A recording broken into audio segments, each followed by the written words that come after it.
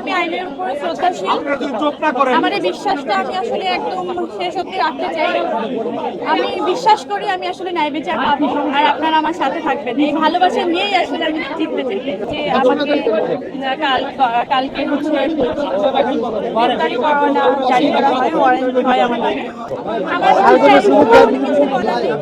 আপনাদের ভালোবাসা যেভাবে আমি কালকে থেকে যেভাবে আপনারা ভালোবাসা জানান দিয়েছেন আমাকে, এই ভালোবাসার প্রতি আমি আসলে সারা জীবন কৃতজ্ঞ থাকবো। আমি ব্লেসড আসলে এত ভালোবাসা আমি পেয়েছি। কিন্তু আমি একটা জিনিস বলতে চাই যে আমি আইনের উপরে শ্রদ্ধাশীল। আমার এই বিশ্বাসটা আমি আসলে একদম শেষ অবধি রাখতে চাই।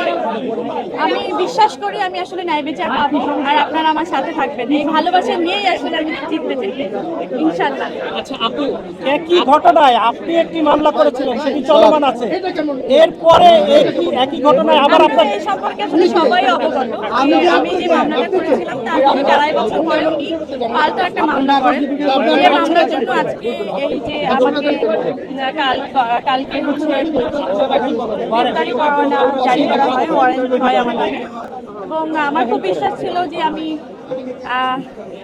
আজকে আসবো। আপনারা যেভাবে সবাই আসলে আমাকে সাহসটা জুগিয়েছেন যে আজকে জামিন নিতে আসবো এবং আমি জামিন পেয়ে যাবো, আপনাদের এত ভালোবাসা নিয়ে আসলে আমি বাড়ি ফিরছি।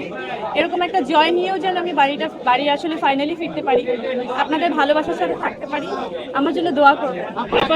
জামিন পেয়ে আপনি কেটে দিয়েছেন, জামিন পেয়ে খুশিতে কেটে দিয়েছিলেন, আসলে কাঁদলেন কেন? খুশিতে কেড়ে দিয়েছিলাম, সেই কান্নাটা, সেই খুশি কান্নাটা আর একটু পরে হবে, যখন পুরোপুরি ফাইনাল হয় না হ্যাঁ ওই বিচারটা যখন আসলে হবে। একটা প্রশ্ন, আপনার ওই মামলা থেকে আসলে ওই মামলাকে আপনাকে দমানোর জন্য এই মামলাকে কি মনে হচ্ছে? এটা তো খুবই পরিষ্কার যে আমি একটা মামলা করলাম, তার 2.5 বছর পরে, ঠিক 2.5 বছর পরেই একটা পাল্টা মামলা করা হলো শুধু দমনের জন্যই, তাকে না। এবং এটা বিচারাধীন। আমার বিশ্বাস যে আমি সঠিক বিচার পাবো, আমি ন্যায় বিচার পাবো। ইমু প্রশ্ন করো ইমু প্লিজ।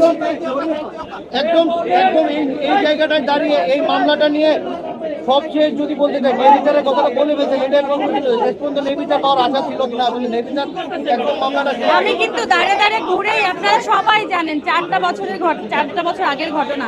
আমি দাঁড়ে ঘুরে শেষ পর্যন্ত এই আদালতেই আসলে আমার মনে হয়েছে যে আমি এখান থেকে ন্যায় বিচার পাবো।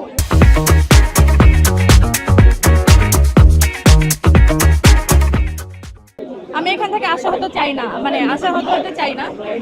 আমি সত্যি আশা হারাতে চাই না। আমার একদম বিশ্বাস থাকতে চাই যে শেষ পর্যন্ত সত্যের জয় হোক। আবার একটা লাস্ট কোশ্চেন, যে স্ট্যাটাসের নিয়ে এত কথা হচ্ছে, আপনার স্ট্যাটাস দেওয়ার পরেই এই জায়গাটা হলো, এটা কি আসলে মনে করেন এটা কাকতালীয়? আমি